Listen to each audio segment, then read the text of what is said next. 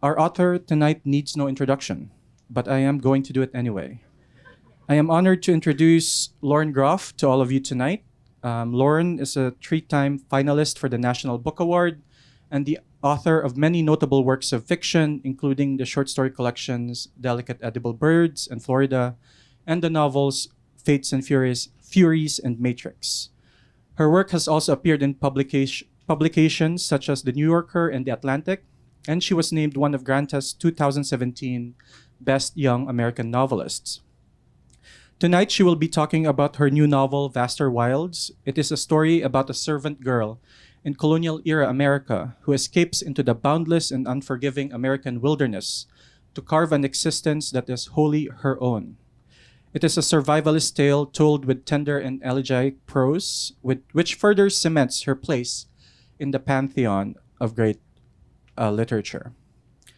The New York Times Book Review writes that some of the best fiction is capacious rather than penetrative, rounded rather than aculeate, holding the abundance of a vessel rather than the violence of a spear. This is the radical vision of the Vaster Wilds. Lauren will be in conversation tonight with Amber Sparks, the author of an upcoming novel, Happy People Don't Live Here, and 4 collections of short fiction. Her fiction and essays have also appeared in American Short Fiction, The Paris Review, Slate, Tin House, Granta, The Cut, and elsewhere. Everyone, let us all welcome Lauren Groff and Amber Sparks.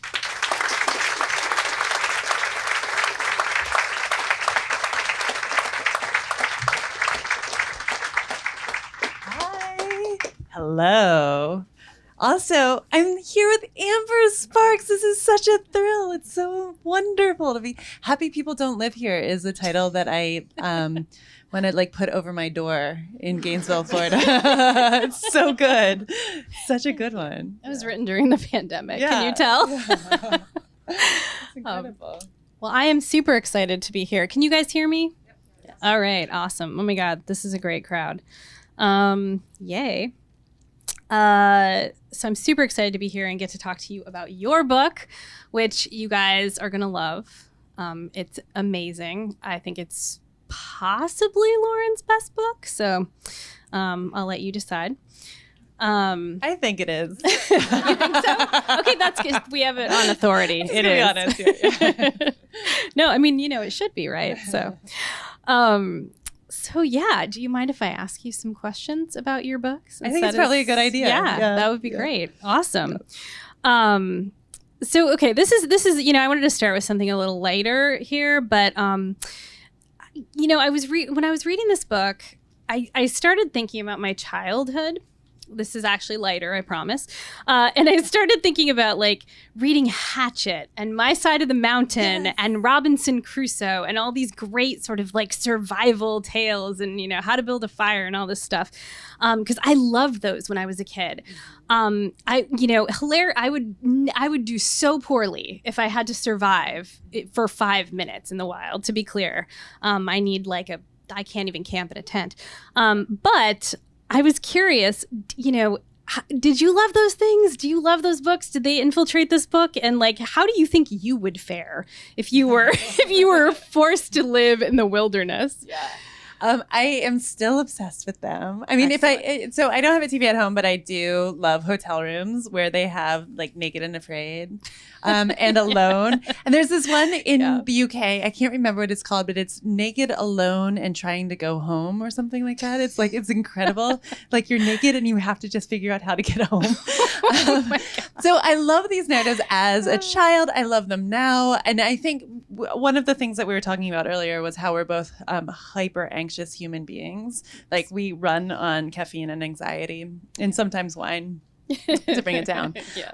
But I think, so this is an actual thought of mine, which is that these narratives are a lot like fairy tales in that they act as inoculation for the anxieties of the world, right? So fairy tales, you're sitting around a fire in 13, 21, and your nanny is telling you the story about how these children are put into the woods, starving because their parents can't feed the whole family, and they have to find a way to survive. And that's the worst possible thing that could happen to any child. Yeah. And just by nature of just telling the story, it's a little vaccine against this sort of existential dread, the worst possible thing that could happen, because at the end of the story, things are happy, they all live happily ever after, and the child has already come through this in narrative form. So I think that's the same way with these narratives, these survival narratives. I have to say, I did Outward Bound. So gosh, it's not okay. impossible that I could live like 3 days, because I did that alone on an island called Mosquito Island. Oh, wow. Yeah, it was God. great in Maine. And I thought that it would be wonderful to like sunbathe naked. Yeah. But there are lobster boats going by, and you would hear once in a while some lobster man like shouting something incomprehensible over the sound of the motor. And then the last night, the final night before they picked me up, there was this lightning storm. So I was alone on this island with a tarp, basically, and that's it. And I was surrounded by like lightning bolts, and the ocean was roaring, and I had this existential moment of like, well, this is it, right? At least it's beautiful. Yeah. That was my early onset survival story, and I made it through. I lived. Outward Bound is intense. I'm impressed. I could not and did not choose to do that. So Bear Grylls is kind of like a fairy tale for adults. Yeah, that's exactly right. Yeah, it's just Hansel and Gretel for adults. Interesting. Excellent. So this book, and I read this elsewhere on the internet. So please correct me if I'm wrong. They're not always right, so I've been told. But I read that this book is part of a trilogy, or that you're sort of working on or have been writing at the same time. And I know, and that Matrix was sort of that you kind of wrote this at the same time as Matrix. Is that sort of correct? Yeah, it's close. Okay. Yeah. Okay. So I was curious, just thinking about this book and Matrix, for those of you who've read it, and if you haven't, it's wonderful. Please pick it up. It's an amazing book. There's, some the themes that run through them a lot of them are very similar. There's sort of religion, there's fervor, there's spiritualism, there's sort of this sense of individualism, of like being sort of isolated and coming to terms with yourself in a way that you have sort of never been forced to do before. Sort of this idea of, but it's interesting because there's also some differences. In Matrix, you have a somebody who's the main character, right? Marie is a famous historical personage, perhaps not the somebody she could have been, but still a somebody. And then the heroine of this new book is literally nameless. I mean, she has several names throughout the book, but essentially she's girl. And I'd love to hear you talk a little bit about that sort of decision to have this heroine who is essentially nameless, who is, I don't want to say a nobody because she's somebody, but is perhaps not famous. Sure. Yeah. So some of the things that I was trying to do with this book, and when one comes to a novel or to the idea of a novel, one is really trying to just look as deeply as possible into this snarly, dark mass of questions that for sure you're never going to get to the bottom of, but you just have to because you're compelled to look at them, right? So one of the things that I was compelled to look at was the frontier narrative, the American frontier narrative, upon which we have built this highly corrosive and I would say poisonous national identity of hyper-individualism, of violence, of dominance against nature as opposed to living within nature, dominion. And it's I'm not a fan, and I've been on record of being not a fan of Western narratives because of this upholding of the status quo, right? Yeah. So I thought, what could I do better to sort of undermine the status quo than to have a female center of a frontier narrative, one who is not powerful, one who was born into a religion of the time in England. If you were born female, you were just not going to go to heaven, right? You were not of the elect. Like, sorry, ladies, you're lesser, and the mere fact that you're born a woman or poor just means that God did not choose you. You're not chosen. It's too bad. And so she feels as though she is nothing, right? She's nothing, and she has a very small flame inside her that she tries to keep alive over the course of the book. Yeah. So that was my initial attempt of pushing against this canon, this hyper Americanized canon of ours. I love that. And it's not just, there's actually, I should find this part in the book because I loved it.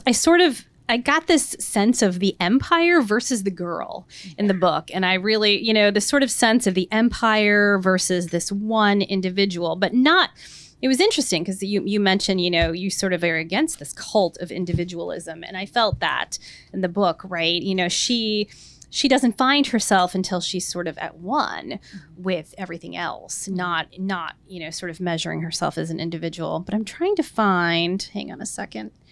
Hard to do. Yeah. Actually, I'm curious, would you want to read? Can I make you read? Is that terrible? Yes. No.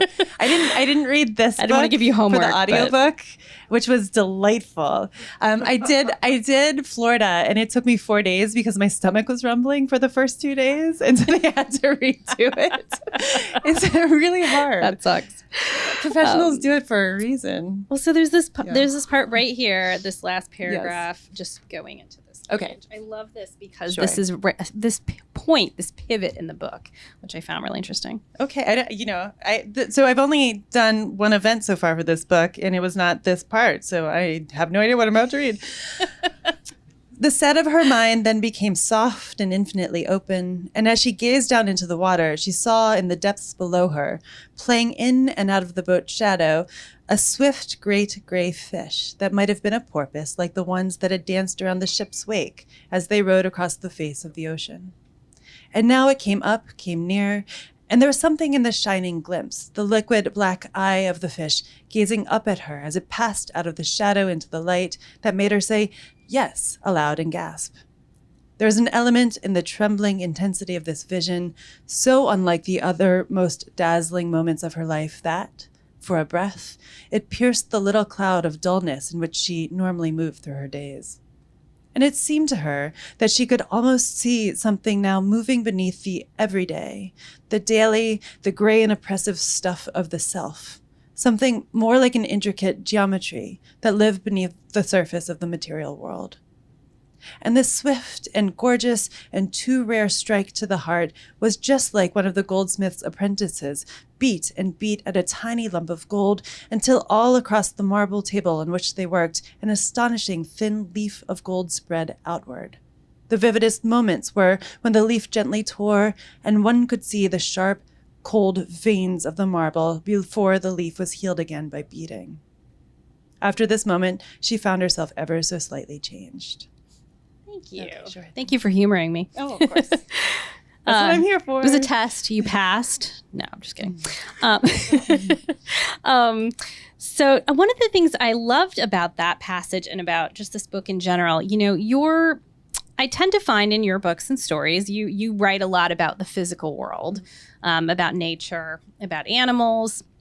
But I felt like in this book, that really those subjects really took on this central role, took on the humanity actually took on a back seat for a lot of this book. And there's these really beautiful scenes with, I won't spoil it for you, but there's some really interesting bear scenes in this book. There are, all kinds of scenes where our narrator is encountering nature in a new way for the first time.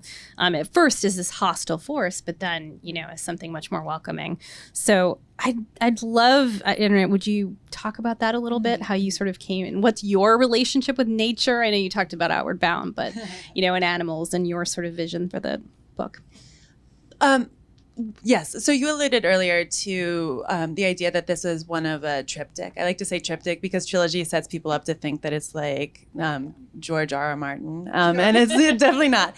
But each book stands alone. Each book is very much its own thing in terms of everything, in terms of character, in terms of place, in terms of time, in terms of even the syntax with which I am writing the book, which is tailored to the sort of the feeling and the time and in this book Elizabethan nature of it.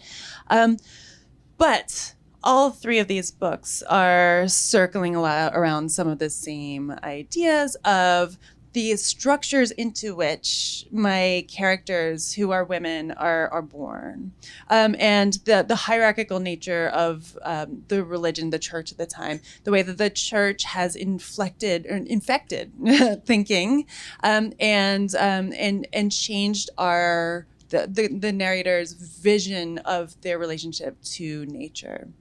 So that's central to both Matrix, The Vaster Wilds, and this third book that is a succubus and sucking at my soul at night. Because I cannot write it. I try so hard. But someday it may come into the world and it may not. So Vaster Wilds is deeply invested in taking the human away from the center of importance, right? Taking away the anthropocentric idea of humans in the world, right? We are not the center around which nature turns. We're part of nature. We're part of the warp and the weave of nature. And in fact, in geological terms, we're not even a blip, right? We're not important at all. So having this idea, taking this away, trying to understand nature as a thing in and of itself, as a thing equal to and part of humanity, and humanity being part of that. This is part of the project of not only this book, but the triptych all together. If I ever finish it, if not, it'll be a diptych. I when you said succubus, I was like, tell me more. I thought like you were actually talking about a book about a succubus. Oh no, that'd be amazing. It's like, wow, that's a departure, but I like it. So good. Maybe it will be now. Maybe I'll have to change it. I think that the one of like the actual title of the book, The Vaster Wilds, I loved on reading it, because there's something, I spent some time in Europe this summer, and when I came back, when I come back to America, have this sense that, oh my God, there's so much space here. I totally forgot, like, that you could just, even today, in this day and age, just get absolutely 100% lost here and like not encounter people for, years probably if you wanted to. And to me, that's really prevalent in this book. You feel the sense of the vast wilds. And of course, the book takes place, in the 1600s when this literally was, or is it 1700s? The early 1700s. Early 1700s. Yeah, 17, well, like 1600s, so 1600s, but that's 1610. Yeah. Okay, good. I always get that. Yeah. But yeah, when there literally was, you could get lost in the country very easily and never encounter another person again. So I love that's sort of, you feel that when you're reading the book, and it's a sense of fear and then wonder, actually. Speaking of the time period and the book sort of being about Jamestown and sort of all this, do you see yourself as a historical fiction writer? Would you use that term? Like, how do you feel when somebody says, Lauren Groff, historical fiction writer? Like, that's so funny. It's such a funny question. So I had this beautiful opportunity in the spring to be at the American Academy in Berlin. It was lovely and wonderful. And I gave this whole 40-minute speech on historical fiction and why it actually upends conventions, right? Or can upend conventions. And at the end, one of my fellows, a historian, stood up and said, but why would anyone ever write historical fiction? After I had given a 40-minute talk about why. So there, I think historians, some of them are really open to this. Especially when you write about medieval stuff, they're so excited, right? That in popular culture, some of these representations are happening and sort of making the medieval age not be pancaked into Monty Python and becoming something much larger, right? But some historians just don't understand the function of historical fiction. And for a while, I have to say, I would go to grad programs and say, I will never write another thing of historical fiction. And yet I'm writing historical fiction all the time now. I think the beautiful thing about being a writer of literary fiction is that you can just call it literary fiction and it doesn't matter, right? You can do anything you want, and it doesn't have to have any conventions of the genre that you're paying attention to. I love historical fiction. Middlemarch is historical fiction. War and Peace is historical fiction, right? Some of the greatest works of literature are historical fiction. I think it got a bad rap because of God darn Henry James. Henry James hated historical fiction. I don't know if you read it, but there's this letter he wrote to Sarah Orne Jewett, who wrote this beautiful book called The Country of Pointed Firs, I think, about Maine. It's really magnificent. And then her next book, she had the gall to send Henry James her historical fiction. And he wrote back the most withering letter you've ever seen. He's like, it's so beautiful because it's Henry James, but it's like, why? Why would you ever try to do this thing that you're not actually ever going to do right? And I don't think she ever published that book. I think he killed it for her, unfortunately. Is that the one where he was like, you could never know how people thought then? Yes, so exactly. therefore you should never even try to imagine. That's exactly it. Yeah, it was really, it's very bad. And I went to grad school in fiction, and at the time when I was there, 2003 to 2006, it was really frowned on as a genre. People did not really want you to be writing that stuff. Yeah. Or any genre. Yeah. So or any genre. That's a very good point. Yeah. Yeah, nowadays we just call it literary fiction and then we sneak it under the radar and nobody knows we're doing it. It's a vast umbrella. Yes. Yeah. No, that's great. Let's see. How much time do we have left? Okay, we're still good. So can I ask you about something that happened on Twitter today? Oh. I'm not so scared. Wait, no, it's not bad. It's not bad, I promise. Oh my God. Okay. That's a terrible question to ask anyone, especially a writer. Hot flash. I'm so anxious. So Twitter can be insane, mostly, but occasionally is fascinating. And there was, I logged on a few minutes before I, met you tonight. And it was really funny because it just happened that something had gone viral about you. Sorry, not to scare you. It's all good. About process. And somebody had found, I think, dug up in a New York Times. Yeah. I think they dug up in a New York Times article that you write all of your books. That first you write a first draft, longhand. Then you put it in a banker's box, lock it, never look at it again. Lock it. You can't lock a banker's box. Yeah. I'm adding details now. I'm embellishing, and that you then write the second novel or the second draft after that from memory. Up until the 9th draft. I mean, that's what I do over and over and over again. No.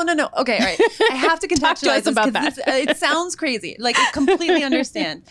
I have OCD, right? So if I were to write on a computer, I would get stuck in a sentence for 3 months, right? Just fixing that sentence. And it looks so close to the finished product that I wouldn't be able to separate, the building of the book from that sentence. So I have to take a step away. I have to actually throw things in my own way to keep myself from doing that. So one, writing longhand, as you will see later if you get your book signed, my handwriting is not great. So I can't read it. I can't actually read it. Even if I were to want to read it, I can't. I write longhand as fast as I can in order to get the ideas out. Because what the first draft is a sketch, right? It's a sketch, and a sketch that doesn't actually matter on the paper itself. It matters in the head. Yeah. You're building this book in the brain. Yeah. And then with the next draft and the next and the next, everything starts to take on more complexity, more depth, more layers, more levels, right? So it's like 3D printing. You're 3D printing this book as you do different takes. So in Vaster Wilds, one of the drafts very early on, I think it was the 4th draft, was I just decided I would do it all in iambics, which was so much fun. It was incredibly stupid and bad, and I'm sure if I were to read it, I'd be so embarrassed. But it also, like formal poetry, it brought out a lot of ideas that I never would have gotten to in any other way, right? It forced me into ways of thinking that were really productive and joyous. These are not good drafts, right? Like there's literally nothing in the first drafts that I even kept through other than momentum and ideas, and once in a while a scene that I knew later in my subconscious as I'm writing them and rewriting and rewriting it. It's coming clearer. It's becoming more complicated, right? As one lives and one goes along and does it. So I know this sounds crazy, but it's the way that I can work. That's the only way that I can work. And the first draft, I give myself, if I'm doing a historical book, I do a good deal of historical research, and then I just launch myself into the first draft to understand what it is that I don't know, and what I need to figure out, and what I need to read.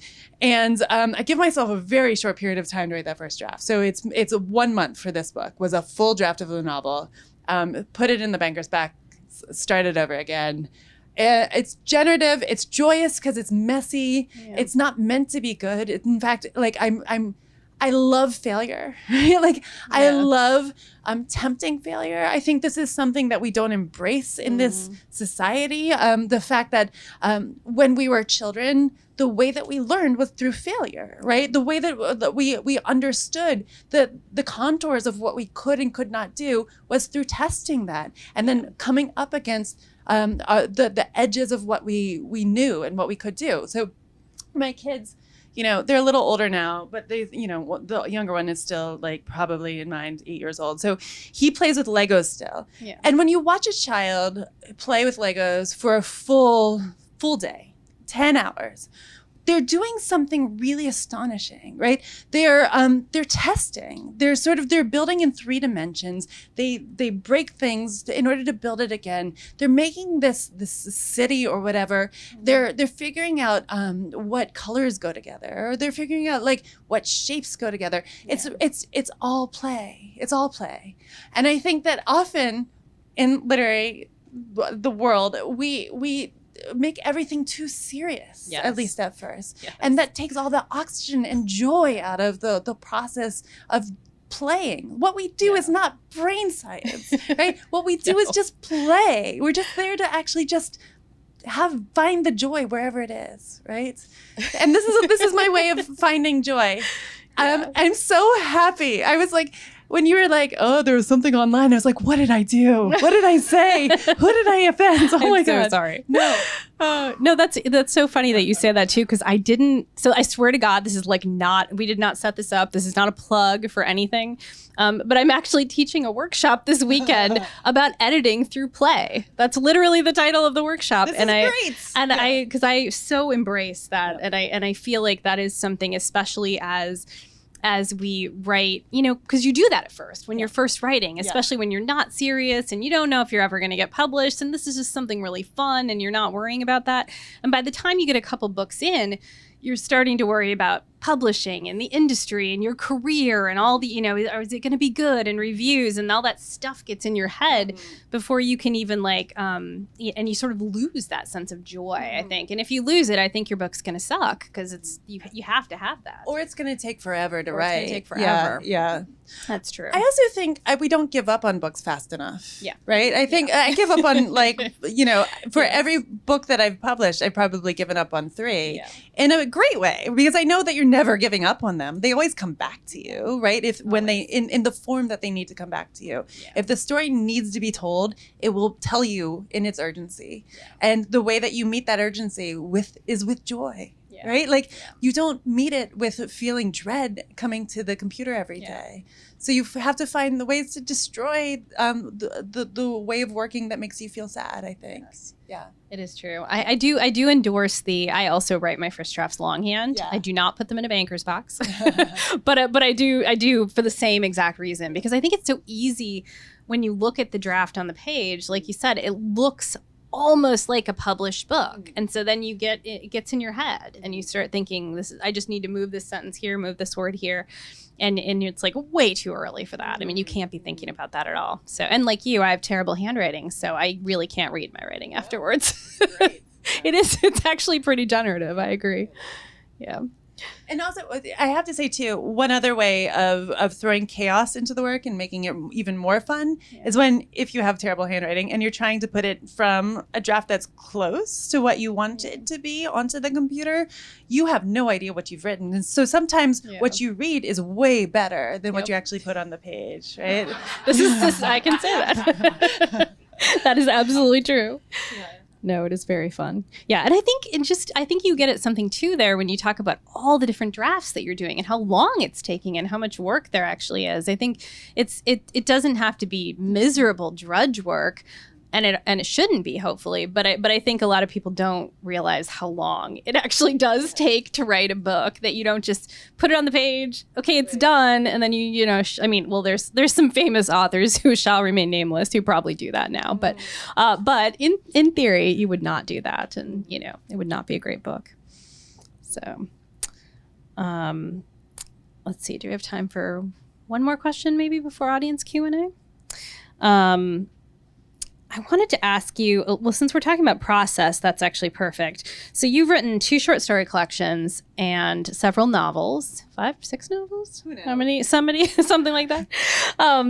Who's counting? So is there a difference for you, not just in how you write them, but like, do you enjoy one more than the other? Are you always, writing short stories all the time as you're working on longer pieces? Or do you like not even think about short stories and then write them all as one book? Like, how does that work for you? Yeah, I write everything all at once. I usually work on 3 to 4 projects all at once because, again, this is going toward the joy, toward the heat. Wherever the heat is, that's what you want to work on that day, I think. So I've learned after my MFA program, where I was squeezing short stories out of the stone of my inability to write them, I realized that what I really need to do with short stories is let them linger for as long as they needed, right? And not to force them onto the page. Just let them sit there gathering weight and density in the back of the mind.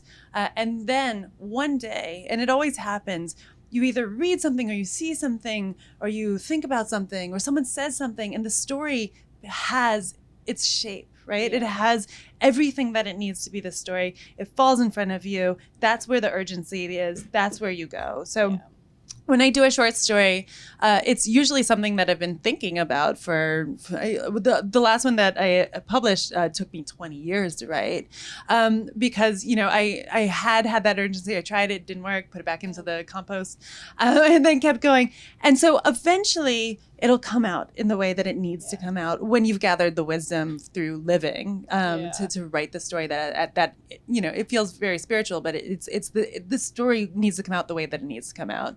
With novels, again, it's the writhing mass of questions, right? And it's something that you can work on for 5 years, something that you want to work on for 5 years. And it takes a little while to find that project that makes you so happy to think about that all you want to do is work on it for a long time, 5 to 10 to 20 years, however long it takes. Yeah. And sometimes you hate it, but it's not all joy, right? Like I definitely cry a lot in my bathtub. This is all part of the process as well. Yeah. A lot of weeping, a lot of my doubt. Poor dog. She knows everything about me. I tell her everything. That's awesome. Yeah, no, I think I feel the same way. I think sometimes short stories, it's also a structure question, I think, a lot of times. Like, you find the structure and then it falls into place. You find the way that it's structured, the particular narrative structure, whatever you're using, and then it's like, bam, there it goes. Whereas you, sadly, as I have learned, I have written many short story, well, not many, but 4 short story collections and only like 2 novels. So that novels are a lot harder for me. And I think that's something I've had to learn is like, you can't actually wait around for like the structure of the novel to magically come to you because that ain't happening. Because it's so big. Yeah. But you have to try and then fail. Yeah, exactly. And be okay with failure. Yeah. And it's more, Frankensteinian in this process. It's piecemeal and you're working on different parts of the body at all times and they don't necessarily all fit together in the way that you think they're going to. All right. Do we want to take audience Q&A now? I know they said 40 minutes. What do you think? If we do, the microphone is right here. Great. All right. We've already got our first cue.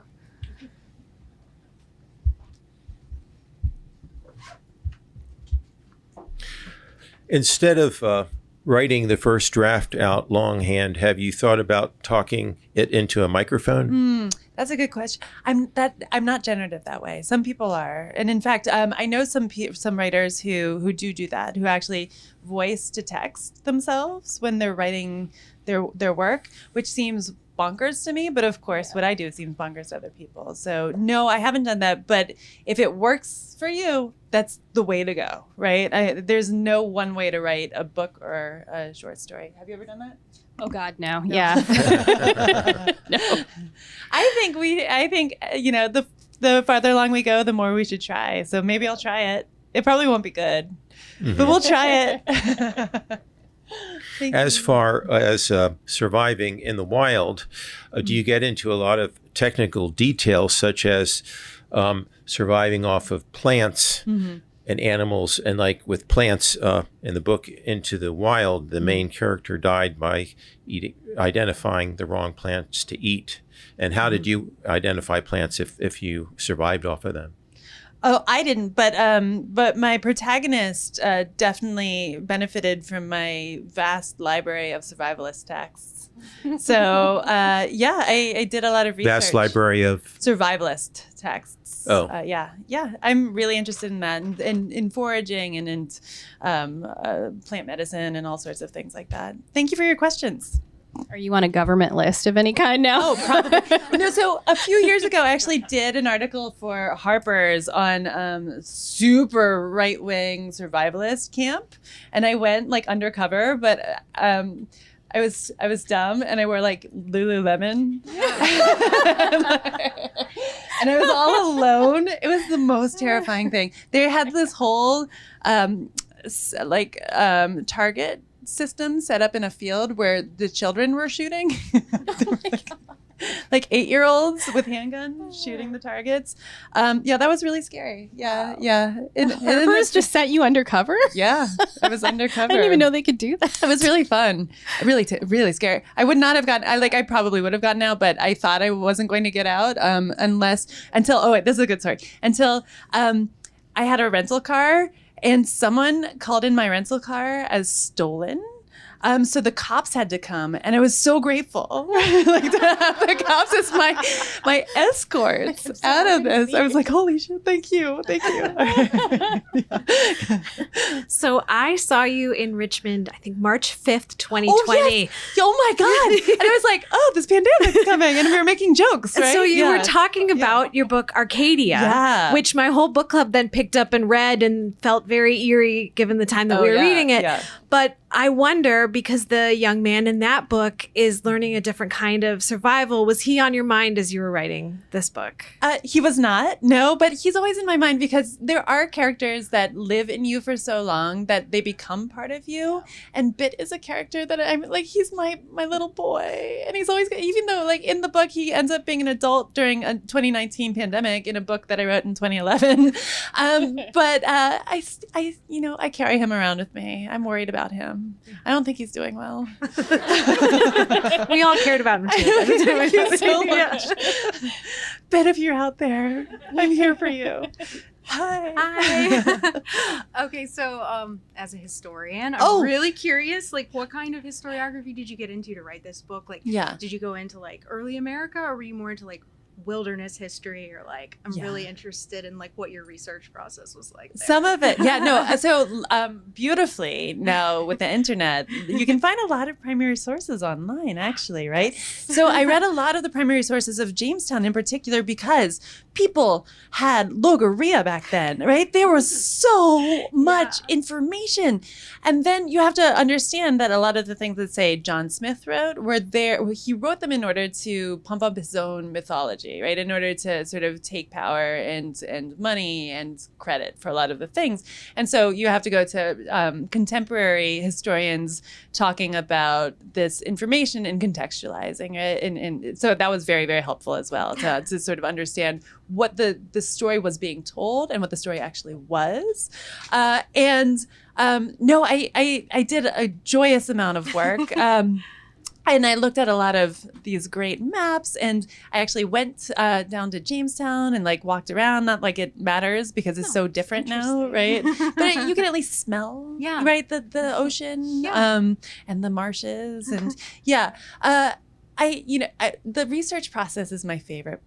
No, it's all my favorite. But I love the research process and could probably do it for years and years and never write a book. So I have to end up shut it down and then get my historian friends to read it and tell me where I went wrong. And I'm sure there are a lot of anachronisms in there, sorry, but I did it anyway. Right. At some point it's verisimilitude and not verity, unfortunately. Yeah. Thank you. That's Thank interesting. you. Thank you for doing your work. Hi. Hi. The article about you in the New York Times, I think a week and a half ago, 2 weeks ago. I think it was, I think it came out in the paper yesterday, but I think it was on really? Friday. Okay. Well, it said that you read 300 books a year. I do. Could you talk for a minute about your reading habits? Do you retain? Do you mark up your books? Where is the time? How do you choose? Just for a minute. You have to know that I do not have another job. So this is my only job, and I take it very seriously. Like, my job is to be a reader that ends up becoming a writer. So that's one. Two, audiobooks are my best friends. I know some people are purists. They don't love audiobook. I love the audiobook. It shows you structure in a different way. And usually if I love an audiobook, I'll read it in physical format later too, and that counts as two. But I also, so I read a great deal, and I count plays. Like, a full-length play ends up being a book for me, and I read a lot of plays because I really like that form of narrative and cannot do it. I read poetry books. You can knock out a poetry book in half an hour. If it's a book that there's reading for love, right? There's reading for the project at hand. There's reading for blurbs. Like, there's all different forms of reading, and they have their different, very particular parts of the day, and then the rest of the day is filled with audiobooks. Like, if I go for a run, and get lost in the prairie, that's like 4 hours at double speed. That's a whole audiobook. Wow. Right? It's easy. Do you retain much? Or? I retain everything. Yeah. Wow. Okay. No, I don't. No, I retain what's important, right? No. Yes. No. Books are my life, and my children are also my life, but books are more vivid in some ways. I love it. And if I need to retain the book, I'll go back to it in physical format. Yeah. Okay, Thank you. Some people don't believe me. I don't care. You can look at my spreadsheet. I really do read 300 books. Hi. So both this book and Matrix feel so shaped by the language of the time in which you wrote them on a really sentence level. So I'm just curious how you go about doing that, how you go about writing that. Oh, thank you. This is my favorite question. So this particular book, I had the joy of realizing that we have such profound gift in Shakespeare, right?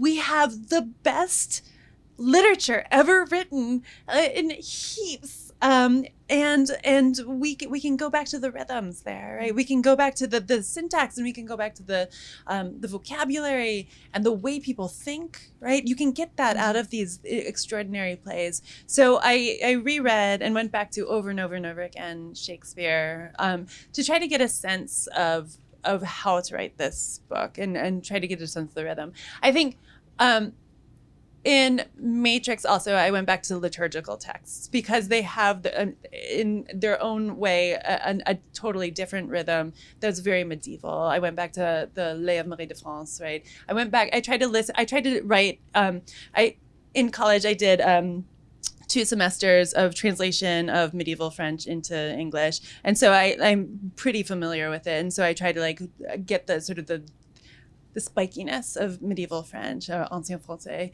into that book. So it's really just listening, right? And reading and rereading and thinking through I don't know if you do this, but I like to narrate my world as I'm going through the day, right? Or you go to the grocery store and you try to write it as though Shakespeare's writing it. And you can't, right? But you can get similar, you can get a taste of it.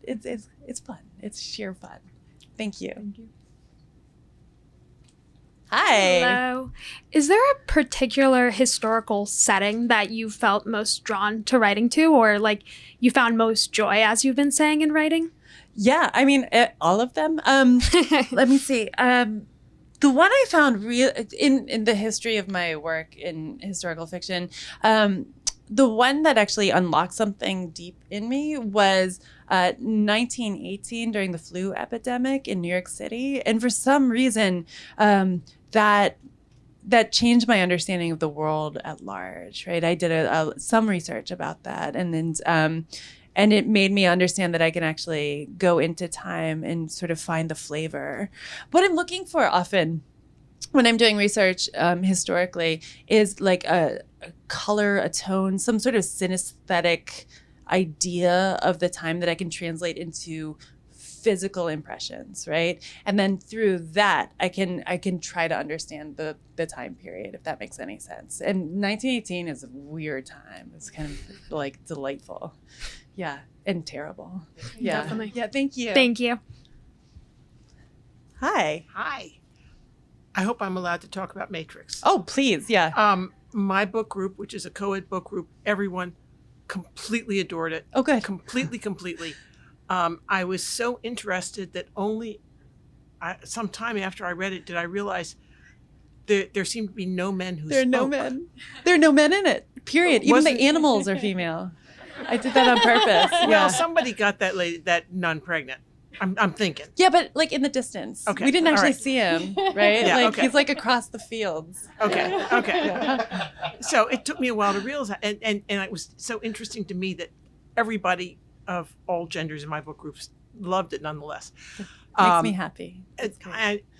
And I need to just say, since you were mentioning audio books, the woman who read it for Audible, oh my heavens, I know, right? She's the best. Unbelievable. Do you know who she is? She's an actress. I know that much. Yeah. She's I always mess up her name. I'm so sorry. I love you. Sorry. It's Adjo Andoa. She was in Bridgerton. She is the mother of the prince in Bridgerton. What? Yeah. And she's amazing. She's incredible. I mean, it's hard to say whether the Audible version or the reading version of your book is best. Oh, the reading is much better. My sister right there listened to it first and has bought 2 copies. Oh, wow. So, thank you. you. I really love that. I never listened to it because hearing your own words is horrible. It's amazing. But yeah, it's an amazing she's really experience. good. Thank you. Thank you. Hi. Hi. So I really appreciate how you write the physical and write the body. But as someone that grew up in a religious tradition, I know that Christianity especially can really be at odds with the body. And you write both the spiritual and the physical so well. And I would love if you could talk for a minute about how you reconciled the two and how you put those together.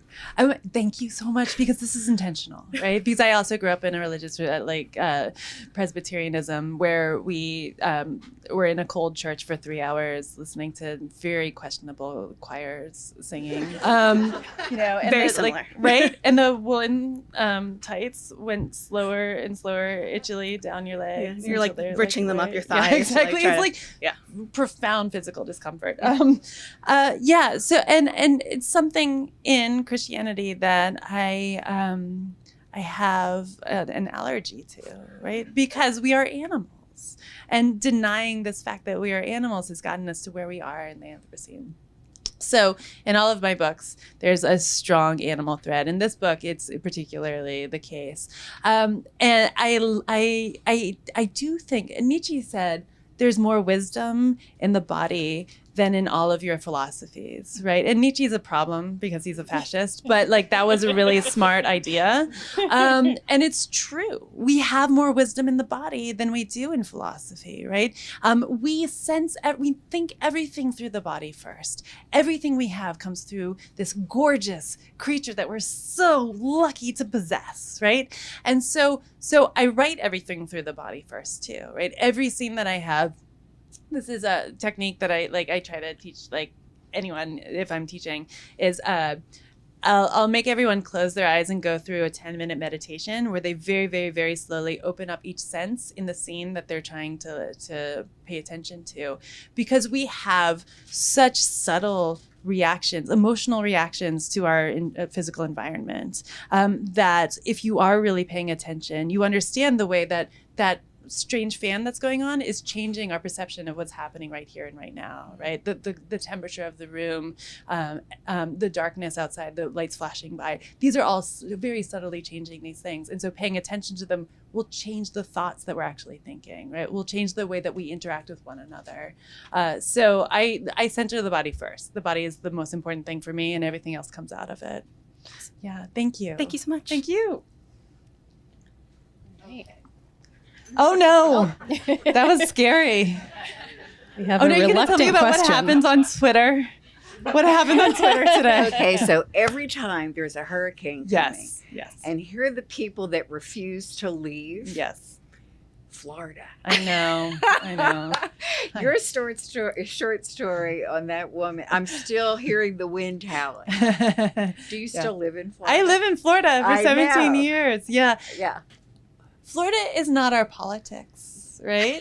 And just so you know, there are more people who voted for Donald Trump in New York than were in Florida. So just so there are good people working there. Florida unfortunately has a very bad reputation. Some of it is deserved, but some of it is just the fact that I think it dangles there kind of obscenely. Some of it is the fact that we have sunshine laws, which mean that anytime anyone is arrested for anything, it goes in the newspaper. So just the same weird thing happens here. You just don't see it because it's not in the newspaper. Actually, I have friends who have this wonderful game where they'll send each other stories and say, "Is this Germany or is it Florida?" Because there's some strange things happen in Germany as well. So all of these things are happening everywhere. It's just, we have people who are maybe more publicized for their zombie nature, biting off of, people's ears. There are people who refuse to leave in hurricanes, but that's a really sad and psychological issue as opposed to anything else. So far it hasn't been Katrina, but it will be, right? Because things are exacerbating. Sure will. Yeah. Well, you brought out a Florida-ness in that book. If you all have not read that collection, it's amazing. Thank you. I love Hate Florida. It's really good. But ambivalence is good. We shouldn't be happy as writers. Right? I mean, we should be happy, but we should feel uncomfortable. I feel like everyone should feel like that about where they live too, or Do you feel that way about DC? Yeah, I feel, yeah. Everybody does, right? Yeah. We love DC. We hate DC. Yeah, absolutely. Bernard, is it time? Do we have to give up? No? I thought you were coming up here. Okay, one more question, if there is one. Obviously, I have no filter. I can answer anything. Yeah. I have a real basic technical question. I'll repeat it. Yeah. Oh, great. Oh, thank you. This is a real basic question, but it comes from how you were describing your writing process of like just basically shooting through these drafts and then kind of rewriting the story without reference to the previous draft. Mm-hmm. I mean, when you're starting a book or even one of your short stories, do you have a kind of a plot in mind, or do you have like some kind of spontaneous vision of how you feel about the story? And then the plot kind of develops as you go. And does it change radically as you work through these drafts? So I wish that it happened the same way every single time, but every single work is very different. So for instance, Matrix, I was writing The Vaster Wilds at the time, and then I had this wonderful fellowship at Radcliffe where I was surrounded by geniuses of geology and like physics. I wanted to write a novel about black holes and like everything you can imagine, his history, everything. They give these lectures and you sit there and you're like, holy moly, this is incredible, right? My mind is blown. This is wonderful. I want to write a book about that. But what happened was I was sitting in the audience and my friend, Dr. Katie Bookish, who's a medieval historian about nuns, gets up and she's so beautiful and she loves these nuns with like this power and this radiance that is very rare to see. And she's giving this amazing talk and I'm sitting in the audience and I suddenly remember Marie de France, whom I'd studied a long time before. And as she's talking about these medieval nuns and Marie de France is coming together, like there was this strange explosion and I had like this secular vision of Matrix. And it was basically the book that I had at hand. Of course, I had to write multiple drafts to get to the actual book itself, but it was in its shape the book that I ended up writing. That doesn't happen often, right? It's usually you don't get a gift from God, right? Like usually it's a lot of crying, and joy and crying. So with short stories, I don't write them unless I can see the whole thing from beginning to end. Of course, it'll change over the course of writing it, but I won't even sit down to do it unless it's whole in and of itself. Most novels come from a feeling, a color, a tone. Fates and Furies. I was writing Arcadia at the time when I started it, and I just wanted to write an opera at the same time because Arcadia is really hard for me to write. So I put these huge pieces of butcher paper on the wall and ran back and forth writing like a marriage story, and it developed that way. So it just depends on the story. You just have to have radical openness, I think. Well, since you brought up Fates and Furies. Okay. Oh no. Well, no. Just for example, as related to this question, the plot twist at the end. Now, is that something that you add? It seems central to the book. It is central to the book. But is that something you had in mind from the beginning, or is it something that grew as you were going through your writing process? Oh well, I mean, not at the beginning. I mean, not on the butcher paper, but very early on I knew that that's where we were going, for reasons I don't have to divulge to you. Yeah. Yes, thank you. You do not want to know. Yes, that's exactly correct. I think something had something to do with my older son, who was very little at that time. And his little brother, who wasn't even walking, we were by the side of a pool in Costa Rica, and the older one pushed the little one into the pool just to see what would happen. He's not a terrible person. Right? It was a baby, right? And he didn't know what he was doing. But it was terrifying as a parent. I had to like reach and lift the little one out like a turnip out of the water. It was terrible. So that's where that one came from. Thank you. Yeah. Let's give Lauren Groff and Amber Sparks a round of applause.